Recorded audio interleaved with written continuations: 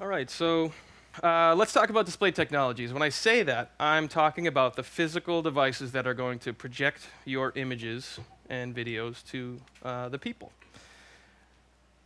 One thing you need to think about is sort of the building blocks of a show. There are two things you absolutely need in a show. One is a venue. You need somewhere to do it, whether that be a ballroom, a tent, an exhibition center, a backyard, whatever it may be, you need a space. And to decide on what kind of space you need to figure out how many people you're going to have. And that changes the size of your various display technologies. This, for example, is a 115-foot wide projection screen for a several thousand person event. Obviously, that's going to cover a lot of the audience. You're going to be able to see someone from way, way in the back. They're going to look like a big giant head. That's one way you can go. Another way is LED screens, which are comprised of, it's not really that heavy, squares like this that can be connected into a screen of various sizes and shapes. This is an interesting option that's becoming more and more popular these days as the technology makes its way around. This here behind me is a very similar shaped screen as the one you saw before, but it's all these LED tiles. It's kind of a cool option. You can stand in front of it. You don't have to worry about casting a shadow. It's a neat way to go. And then for an event like this, you have delay and side screens. Now, as you can see, the people sitting here, these were all set to be rounds. As you are here, we can just do the screens in front of me. We don't have to worry about filling the space or anything like that. But people here having dinner, talking, conversing, when you're putting your content up, you don't want people craning their necks around to try to see the show and, oh, I got stuck in the bad seat because I'm not looking at the screens. We did actually all 4 walls of this ballroom with projection. So you could kind of look anywhere and you'd see the show, which is cool. Excuse me? Yes? So the big, long, thin screens that we're seeing that run the full, Mm-hmm. is that similar to what you've done here on this screen? Yes, definitely. So this screen here, the way we kind of paint the screens with the images is by blending projectors. So right now we have 2 projectors that are putting out a very similar image in the middle, and they blend together to look like one big giant screen. And so you can keep adding projectors and making your screen bigger and bigger as you need to. So it's just a matter of the material and the number of projectors you...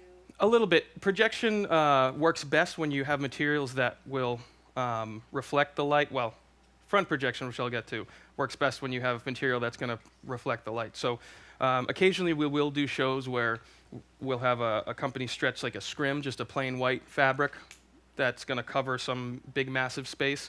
And it can work. Usually you want to kind of step your projection up a little bit more, have some more lumens to work with because it's going to eat up some of that.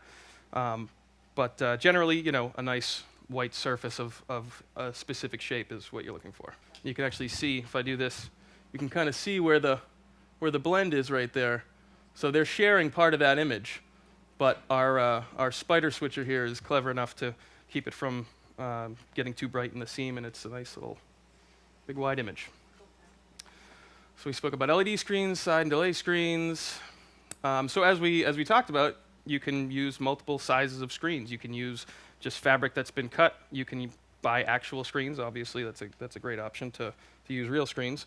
We talked about blending the projectors. Now, I mentioned before front and rear screens. Has anyone never heard that term before, front and rear projection? Okay, perfect. What we're doing right here is front projection. You've got a reflective surface. You've got projectors in front of the screen, and the image bounces off to you, and you get to see it. Rear projection, as you may imagine, has the projector behind the screen, a different material because it needs to allow the image to come through it versus reflecting off of it. They have different benefits. Obviously, well, maybe not so obviously, the rear projection requires a little bit more space to be eaten up that you can't use for audience members and things like that. But usually, we find ourselves, you can see, we have a lot of equipment that tends to live behind the screen. So a lot of times we'll end up doing rear projection screens, and that space is still used for equipment or case storage, things like that.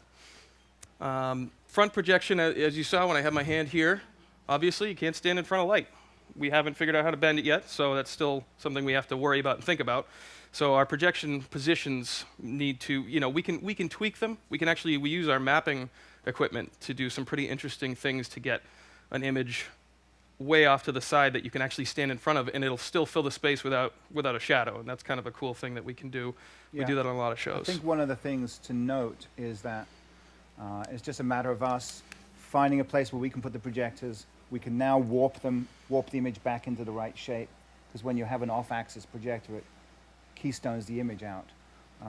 So, you know, don't think if you're looking at a space, oh, I can't use a projector because it's not going to work.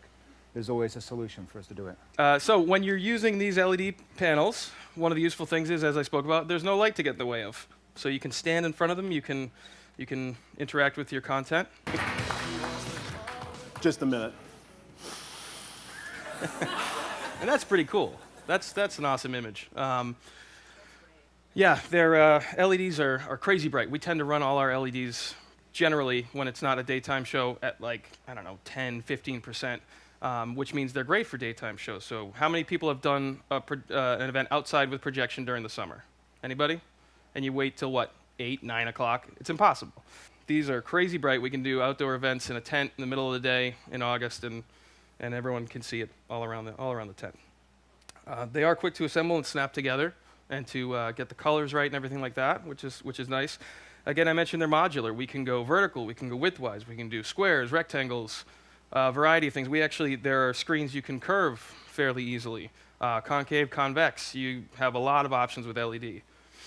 The only thing one of the things you gotta worry about is if you're too close to the screen, and I have a clip that's gonna show you, there's a bit of effect on camera that it comes very apparent.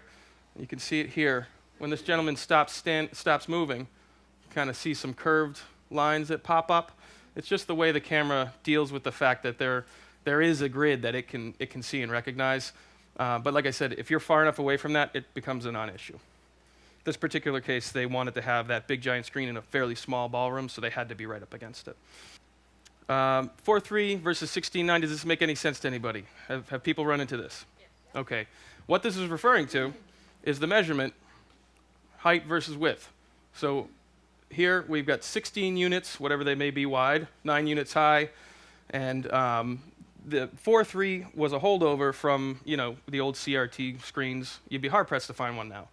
Most everything is 16:9, and we like to convince our people, and Alan's going to speak to it later, when they make their slide decks to use 16:9. You're paying for the screen, might as well use the whole thing, right? 1610. 1610 is one more unit high, and actually our projectors project in 1610, which is kind of a useful thing for us. When we use 16:9 content, it gives us a little wiggle room, essentially, when we're doing some weird projection things. There are different ratios that you'll find. I mean, this screen here, what would that be? That's I think that's a 3-to-1. 3-to-1, yeah. But so 1610 is out there. A lot of projectors are manufactured 1610 aspect ratio, the 1920 by 1200 pixels. However, our switches, our devices that transmit all of this are designed to work in a 1920 by 1080 aspect ratio, which is 16 by 9. So we hardly ever use 1610 as an aspect ratio. We can do, again, if it comes to a unique size screen, we'll actually utilize that if it works out that way. So as we mentioned, non-standard aspect ratios. This is a 3-to-1 screen, which Tom told us why. It was from slide decks a million years ago. I don't know. Yes. I don't remember. Slide projectors, yeah. Yeah, slide projectors, yes. We don't use this screen anymore. This is our test screen that we shoot things on, and it lives here forever. But there are other aspect ratios that you will find, like 1610. This is a great picture because it incorporates a few things we've been talking about. This here is a blended screen, similar to what we did here. Outside are standard 16:9 screens, and in the middle, these vertical constructions are LED walls. They're these panels here. As you can see, they all pretty much work together seamlessly with the right amount of tweaking and color correction. It almost looks like it could be projection, but it's a great option to have to be able to throw LED in there. Alan created this background that we're looking at right now for the screen. That's something you have to do. We tend to talk to our content creators, well, not our content creators, but our clients' content creators, about screen sizes, ratios, aspect ratios and resolutions, so that content that's created is going to just go right up on whatever we're creating. If it's a LED screen, we figure out what the resolution is going to be ultimately, and whatever they create pops right up.